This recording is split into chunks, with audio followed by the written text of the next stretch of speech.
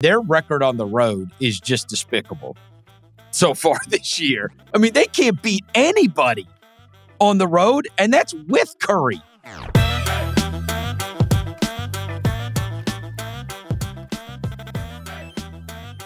One of the big stories that we've got to get to is the Steph Curry injury.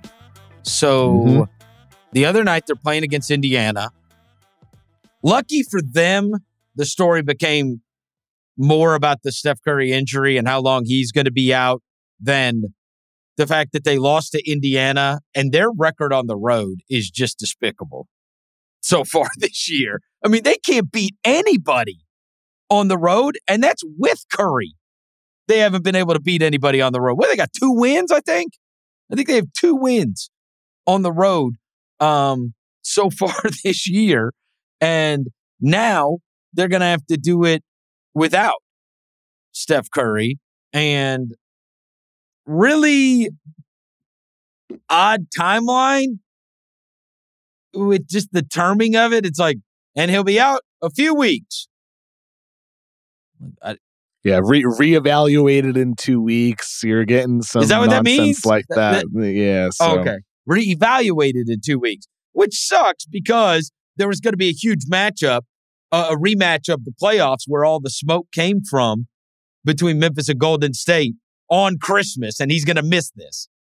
For what it's worth, Chris, Anthony Slater from The Athletic said the prevailing sense is that he'll end up missing 3 to 4 weeks. So it's a few weeks, maybe it's 2 weeks he'll be reevaluated, but the prevailing sense is that it could be 3 to 4 weeks, which is really bad news for the Warriors.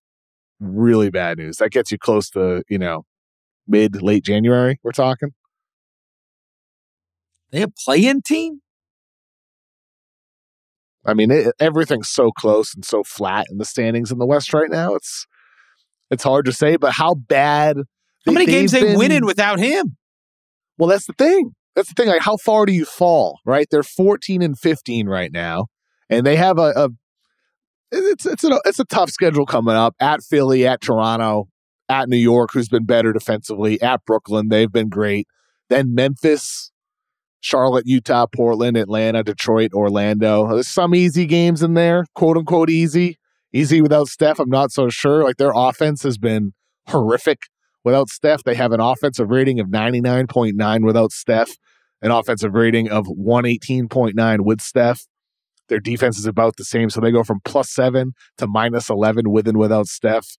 I mean, you don't need the numbers to know they're not a good team without Steph and Curry, but then you're talking about, well, Jordan Poole, maybe he slides into that lineup with Clay and Draymond and Wiggins once Wiggins comes back, and Looney. That lineup of, those 5 have not played together this season, really. So maybe that does well. But then what happens when you have non-Poole minutes, right? It's a domino effect there where they could really slide. They could really slide here, Chris. If it's 2 weeks he's out, I think it'll be okay. I'm going to throw you something. 3 or 4 weeks, I don't know. I'm going to throw you something. Is there any chance they play better basketball? No. And on the surface, that sounds insane. No. Hold on. I told you, I am sometimes these teams do band together. They start now playing for the greater good. They start passing the ball around. No. No. I went through it last year where Morant went out. That's a totally different Taylor Jenkins system, totally different a lot of pick and roll. It's totally different. The Steph Curry ecosystem, I mean, what are they going to do? Call up Wiseman and start running high pick and roll with Poole and Wiseman all game? No, it's not going to happen. I mean, you obviously have to do things differently, but But they won't. But there's a lot less dependence on one guy, and everybody has to pick up the slack. No chance. They're going to suck. No chance. You think they're just going to suck? They're going to suck this next month, yeah.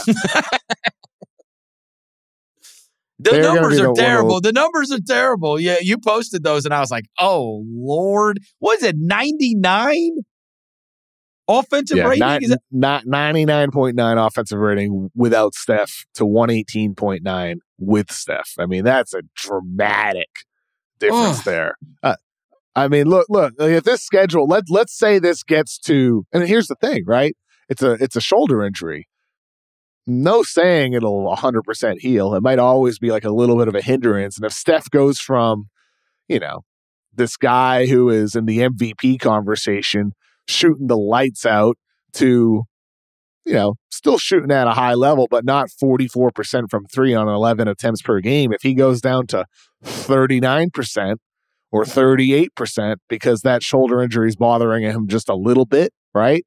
Like, that makes a dramatic difference for your offense. That 2 or 3 or 4 percentage points on his 3-point shot attempts per game, that all adds up over the course of time. So, like, this is obviously a major short-term problem, but you'd hope for the Warriors that he's able to come back healthy whenever that time comes, sometime in January. But if not, like you just said it, Chris, Utah was the team everybody said would be like leading the Wemby sweepstakes.